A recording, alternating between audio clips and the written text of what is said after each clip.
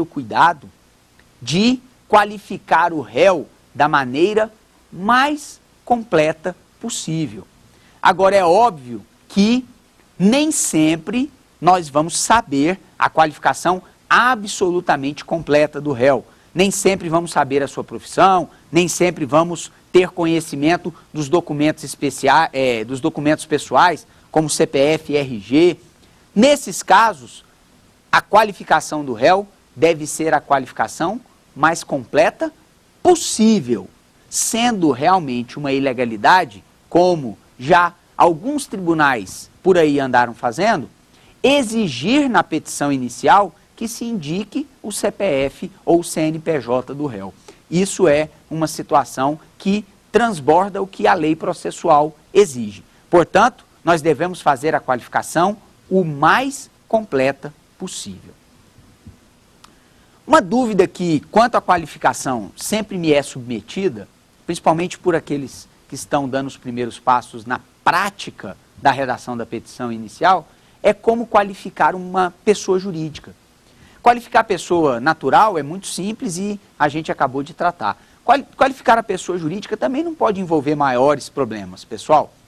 O nome da pessoa jurídica, o seu CNPJ e a sua sede, sediada na avenida tal, do bairro tal, da cidade tal. Tem muita gente que me pergunta se seria necessário indicar o responsável legal por aquela pessoa jurídica. Não, apenas e tão somente essa qualificação geral, nome da pessoa jurídica, o seu CNPJ e a sua sede, o local em que aquela pessoa jurídica se encontra sediada. Isso é suficiente para qualificar adequadamente a pessoa jurídica numa petição inicial. Pois bem, antes de eu passar para a próxima parte dos requisitos, me ocorre uma questão. Pensemos de novo naquela folha branca. Endereçamento, qualificação. Qualifiquei, fulano de tal, brasileiro, solteiro, empresário, portador de carteira de identidade tal e CPF tal, residente na rua tal, por intermédio do seu advogado, porque notem, salvo raras exceções, não tem a própria parte capacidade postulatória. Por isso, a parte precisa se fazer representar em juízo por um advogado legalmente habilitado, porque só o advogado legalmente habilitado tem capacidade postulatória. Professor, então surgiu um conceito que a gente precisa de abordar de maneira adequada. O que é essa tal dessa capacidade postulatória? Capacidade postulatória é um pressuposto processual que se liga à capacidade de praticar atos processuais de maneira válida. E como eu disse, em regra, no processo civil brasileiro, só pratica ato processual de maneira válida o advogado regularmente inscrito nos quadros da Ordem dos Advogados do Brasil.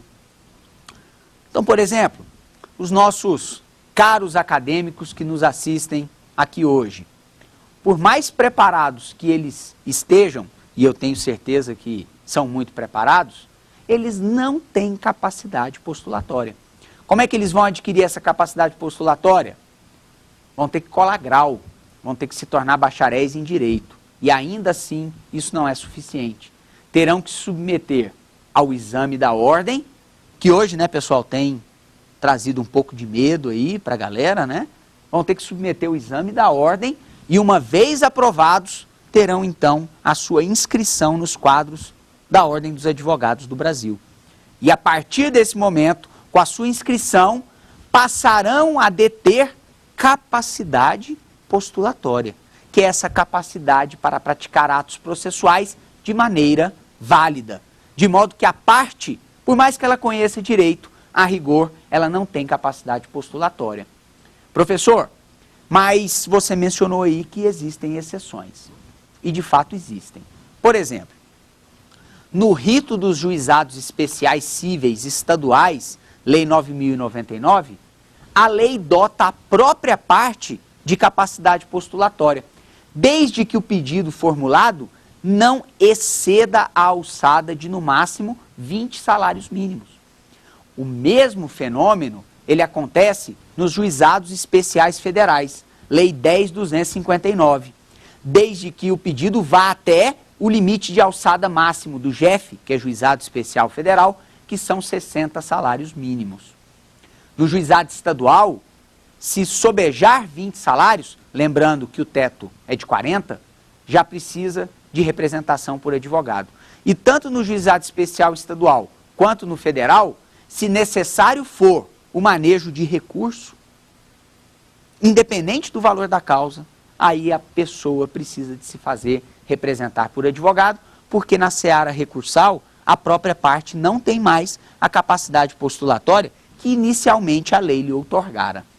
Então, na hora da qualificação, deixar claro então que o fulano de tal, que é a parte autora, vem por intermédio do seu advogado, que é quem tem a capacidade postulatória para a prática do ato. Vem por intermédio de seu advogado propor ação de conhecimento. Ou, se vocês quiserem, ainda talvez um pouco apegados, como a gente falou na aula número 1, a teoria imanentista, se quiserem dar nome à ação, ligando o direito processual ao direito material, essa é uma praxe reconhecida. Mas vem propor a ação de conhecimento ou vem propor ação de execução. Um destaque importante. A ação é proposta. O recurso, ele é interposto. E os writs constitucionais, como o habeas corpus, como habeas data, como mandado de injunção e como mandado de segurança, são impetrados. Portanto, vou repetir essa dica. As ações são propostas. Os recursos são interpostos e os writs constitucionais, eles são impetrados. É interessante nós obedecermos a essa nomenclatura técnica, que é a melhor. Pois bem, voltando ainda na qualificação. Fulano de tal, por intermédio de seu advogado, vem propor ação de conhecimento em face de Beltrano. Olha que interessante. Em face de Beltrano. A nossa impressão, pessoal, é de que a ação é proposta contra o réu. E não raro, nós vemos petições iniciais em tramitação por aí, propostas, em que fulano vem propor ação contra o réu. Isso não é um equívoco técnico absurdo, mas é sem dúvida uma tecnia. Por quê? Se nós nos lembrarmos dos estudos iniciais do processo civil, veremos que o direito de ação, ele é exercido contra o Estado juiz. Apenas em face do réu. Portanto, é interessante ter esse cuidado. Quando vocês forem fazer lá o exame de ordem, quando os colegas que nos assistem estiverem redigindo peças práticas em segunda fase de concursos públicos, para advocacias públicas, para Ministério Público, para defensorias, etc. Então, ter esse cuidado. Fulano de tal vem propor ação de conhecimento em face de Beltrano. É um cuidado interessante, demonstra bom conhecimento técnico ou bom conhecimento técnico do processo civil. Ao final da qualificação, vocês vão colocar assim, vem propor ação em face de Beltrano, o que faz segundo os fatos e fundamentos jurídicos a seguir expostos. E aí, então, nós vamos passar para a próxima etapa da nossa petição inicial, analisando, à luz do artigo 282, o próximo requisito, que eu aproveito para ler de novo. Artigo 282. A petição inicial indicará. Nós vamos trabalhar agora com o inciso 3.